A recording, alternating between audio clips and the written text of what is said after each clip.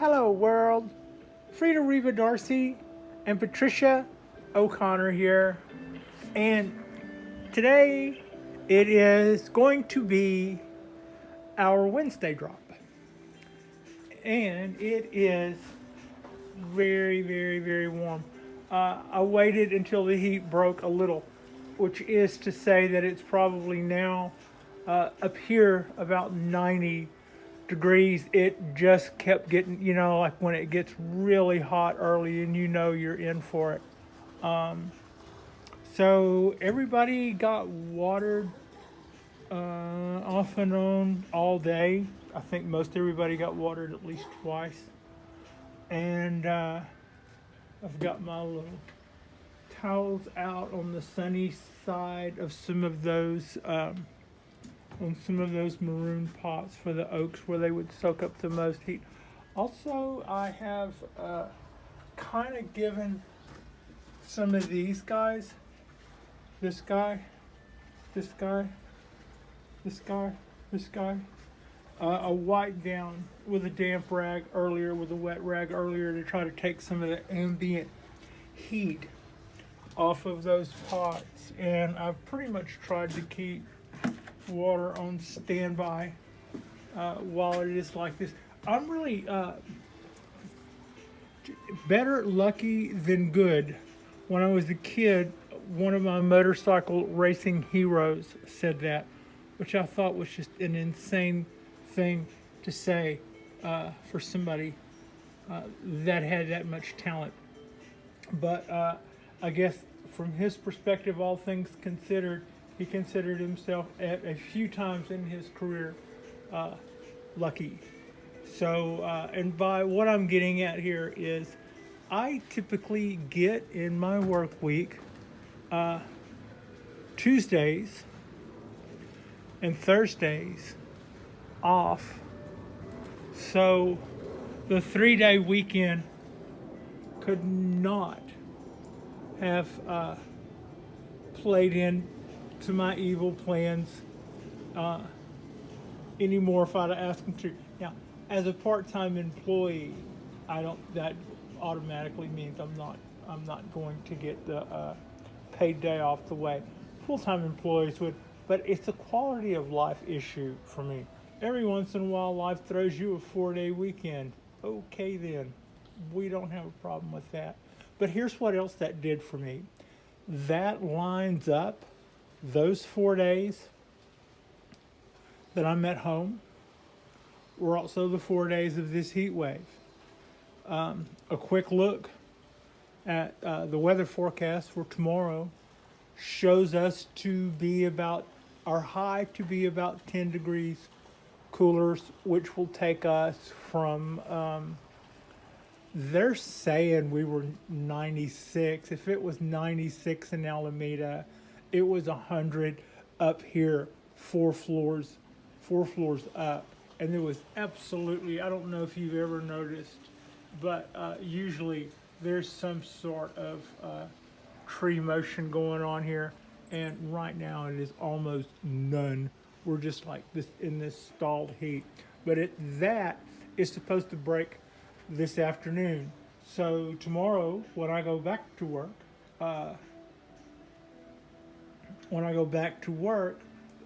it will be a cooler. It'll be a cooler universe for these trees to live in. Hopefully, because I won't be here for about 7 or 8 hours. It's roughly 8 hours that I'm gone. I don't even work an 8-hour day, but with drive time, which is amazingly nothing for me still, but both ways, I'm gone about 8 hours. So if they can stand whatever heat tomorrow brings for about 8 hours, we should live to fight through another heat spell. And what I'll do tomorrow is over the course of the day, right now, like I said, it says it's 88 in Alameda. I know it's hotter than that up here. Earlier today, it said it was 96 in Alameda, and I know that at that point we were 100 and something up here. So we've taken our precautions. They've taken their hit. Nobody's wilted. Nobody's showing any signs of anything too bizarre. The watering is not always necessary, but having watered early in the day, some of the trees do go dry and some of the trees don't. But I water them anyway because it's 100 freaking degrees out. And if they got watered earlier today, it's not going to overwater them that much to keep trying to cool those pots down to do that. And it takes a long time to overwater one to death. All you have to do is just overheat one and it'll, so cooling our roots, trying to cool our jets is not a bad move in the lesser of two evils. So that's kind of what I was doing. Now tomorrow, to that same extent, I was promised nicer weather, but by the time I leave for work at 9:30 in the morning, it's never as bad as it's going to be in the day, so it can be deceptive.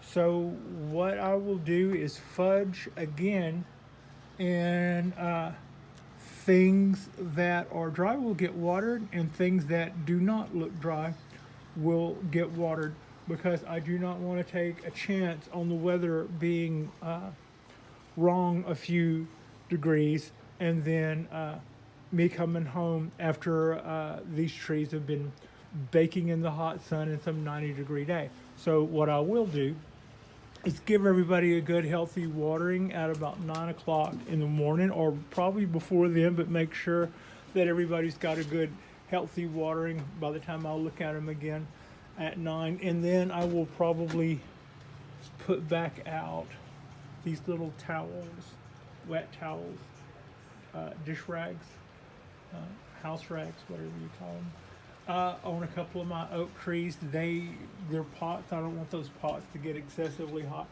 Also concerned about some of these smaller show hen trees. I am considering what to do about that. They will probably need water more than once in a day, and I don't really want those tiny little pots to get, today I had to make sure they didn't get 96 degrees.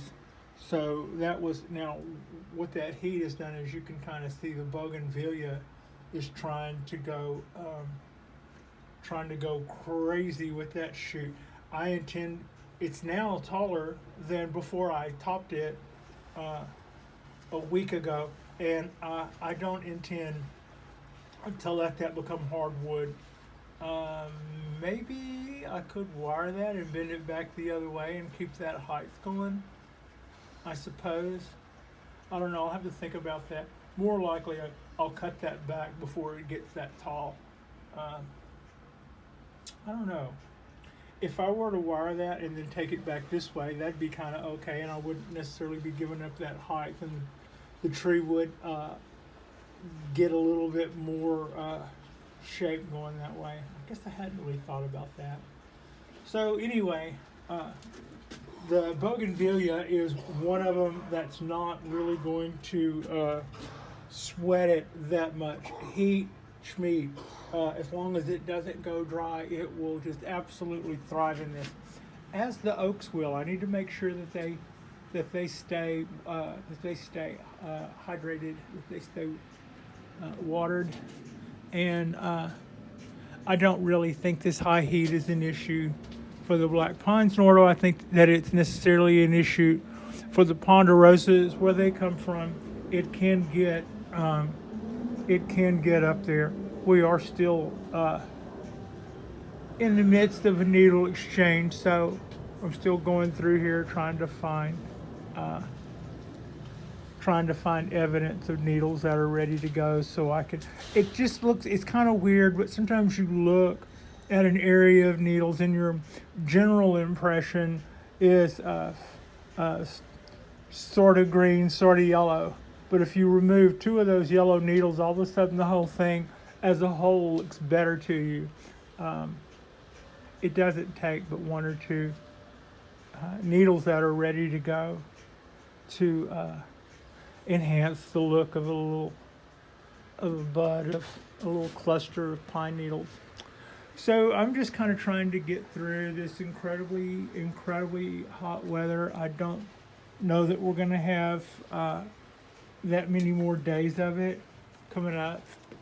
I hope that tomorrow is the break in this.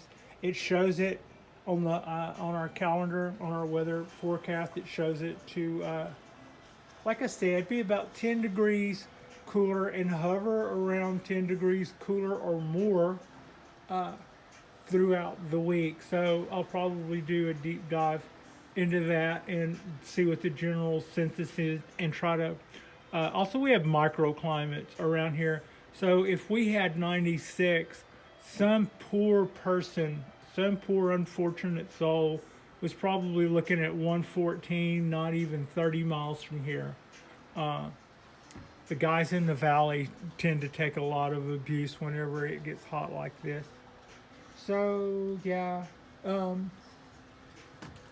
that's pretty much our preparations, and our basically you just kind of prepare best you can. You water early so that if you have to water, so that you know you don't start off kind of behind the eight ball, so to speak, and then that will also allow you to water often, as sometimes it will actually vape off water that quickly. The pines can do that. They can give off a lot of water on a really hot day.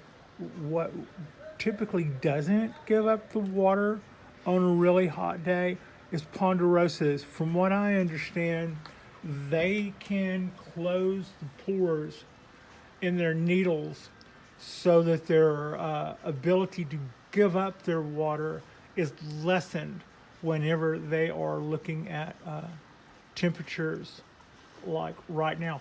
But also, you have to think about it from the point of view that this has been bonsaied.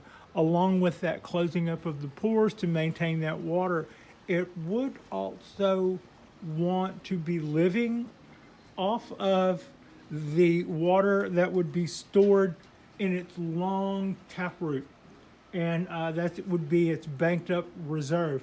And in order to keep from having the roots that it would normally that are normally closer to the tree, that normally sustain it and do the bulk of its work, it would shut those down in super high temperatures, because that would reduce their chances of losing all of their moisture and dying. Just by shutting them down, they hold what they have. The tree then reverts to its taproot. Well, bonsai trees tend not to have a taproot. That is by design. So if you have a tree that behaves in such a way, you might want to consider the extra water, like you wouldn't just, like you would normally do that anyway. But it's also natural to go, no, these guys can take enormous heat and enormous colds. They can take heat better than they can take cold without a taproot, I believe. So between watering it yesterday when it was time to water, and then watering it again today because it was the second day of 90-degree temperatures, not because it was time to water, I think overwatering it for one day is probably, the point being that that would be the lesser of the two evils. And that's the way I would say it is with quite a few of my trees. My little 17-year from seed, it will typically need watering every day, but when you have a day like what we've been having, it's going to be sure you water it early in the day, and then check back later in the day and see if it needs it. Again, normally this guy can go every couple of days, and I do the thing where I roll back the soil, and by now I can already tell where that soil is damp. When I did that yesterday, it told me that it was time to water, but it had been time to water the day before also. So now looking at it, it says we're still good from when I watered earlier today. And again, you don't want to, Japanese black pine is one of those guys that are a little finicky about being overwatered. If you give it a look, I think you'll see that right now our color seems to be pretty good for the most part, and also it's hanging in there. It's doing okay, and for I'm not this will be posted tomorrow. So this right now it's Tuesday, which is my last day off. But Wednesday is what this drop is going to be. And so far, I've only had Tom, so is the one who has ventured a guess as to the question that I posed to the viewers in regards to which one was my high dollar tree. And one viewer guessed that Hoss was the expensive tree. No, Hoss is top three, my favorite. I mean, top three, but unrelated to the money that I spent for it. I spent almost no money for it. This tree was less than $100, and the shipper was able to put it in between the spaces that he had left over when he packed and sold and shipped the large one. So I looked at that package and went, that's going to be a big package with some dead space in it. Pick out a small tree to go with it. And that's how I ended up with my third favorite tree. So that wasn't my third most expensive tree. I had let on that there were that it wasn't necessarily an obvious guess as to which one would be my most would be a $2,400 tree. That there were two more trees that dabbled close to that price range. So what kind of video creator would I be if I sold the bottle? So this is my grouping, and it is not a finished bonsai by years, but I really enjoy bringing it along, and I think that just the size and the scope and the fact that I've got something this honking huge in an apartment and it's flourishing bodes well for what it is we're trying to say about what you can accomplish if you have any place at all. You could have this much space and no light, and you could kind of do what we're doing and have something like this, and you could certainly set your aspirations lower or higher and get away with it. And I have more or less probably I think if memory calls 650 for the middle tree. Remember, I'm just a hobbyist. I'm not in the business, so I don't get tax relief or dealer discounts or any of that. I think I paid $650 for the middle one, which is about a 14, 15-year-old tree. This one, the one on the right of that, is the larger of the two. It's was right around $354-ish with shipping, and the one to the right of that is slightly smaller. It came as a settlement when this one went missing in shipping. So the company paid the guy I bought the tree from for that tree.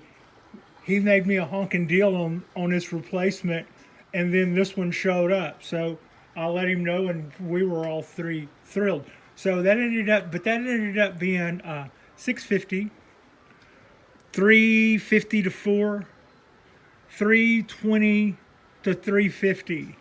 So then that training pot, which is mica, huge. That's like what you would bathe the baby in. That came from Weingart. I believe it was about $250, and I believe that much Akadama probably set me back somewhere close to that too. So I probably had almost 2 in this as a project. That in years, I don't have 3 cypress trees. But you know what? This is something that I think that on game day, a little while from now, after the time, it will be well worth the effort that I put into it. And as something that reflected an investment that big, I didn't have to do all of that at once. I did it in little chunks as I got them. I bought the trees probably a few months apart, and then I probably soldiered on shopping for pots for a month or two. And then the weekend that it came time to play ball, I drove down to Jonas's and probably bought more than he wanted to sell of his Akadama. And that's just kind of how we took off there. So that would have finished third. The second most expensive tree would have been this guy here.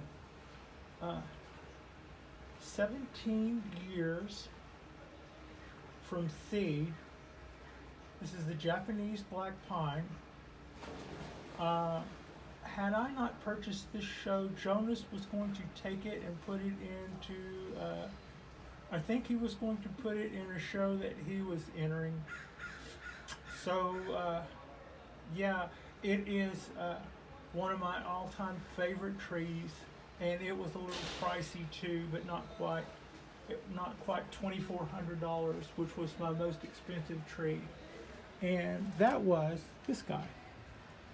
My Japanese cork bark black pine. This tree, I don't even know the grower. I know the person for whom's blog the list appeared, and the list was of trees that were for sale from reputable people that a friend of mine knew. And this tree came up, and it was $2,400, and I saw it like 11 o'clock at night or something when I kind of checked the email time. And at the time, it was absolutely perfect. It's 75 years old. It's got this cork bark plate on it that is just thick and impressive. And they tell me that's like 1 in 1,000 by itself. You can take cuttings from these so that you can put cuttings on other trees. If I wanted to convert this to a Japanese black pine, maybe it might make sense to go with cork bark buds to graft with, but they are also slightly less vigorous. You can wreck their health if you aren't on your game. Also, the little I know about this tree, 75 years old. I am its third person, I believe, if I recall correctly. I am its third person. And at one stage in this tree's history, it had been styled by Ryan Neal, although you wouldn't necessarily know that to look at it now. We went through something that pretty much kicked our butt last summer, and I had to take some evasive action to make sure I didn't lose this tree, and I feel very fortunate to still have it. But it wasn't that I was about to lose $2,400. It's not what you. I spent that because it mattered to me more than that much money. I don't know how else to say it. Whenever it took ill, I didn't think, oh my God, I just lost $2,400. I went, oh my God, this tree doesn't look like it's doing well. What should I do? In the same way that anything that you love that wasn't doing well would tend to stress you right on out. So yeah, that was the answer to yesterday's query day before yesterday's, if we're going to do the timing right, on our Monday drop as to 7 questions in 7 days. Yeah, I know that was a long video. Kind of, you know. So yeah, that's kind of the answers there. Do I have anything else going on? No, I think we can pretty much call this. I think we can pretty much call this enough. We're tolerating the heat. The trees seem to have rolled through. I don't see anything dropping their fronds or needles or looking too bad. We're at the time of the day now. We're in the next hour or so. We should start seeing some sort of relief, and hopefully the weather report is accurate as what they've been. So far they have been accurate. They said we were in for a heat spell early in the week later on, and that is exactly what happened. They said Labor Day was going to be brutal hot. Labor Day was brutal hot. This seems to be going on a day longer than what I counted on, but I'll take tomorrow because I have it to sit here and babysit. If tomorrow when I'm back at work, it's not so hot to kill my babies, I'll be absolutely thrilled. Otherwise, I will have watered everybody. I will have put out everybody's little wet towels that needs them, and then about 6:30, I'll come hot-footing in here and seeing where we stand. I suspect we'll be okay. Better lucky than good. And during this little spell, when Patricia attaches the jumper cable to the end of her finger 15 minutes before she gets off work,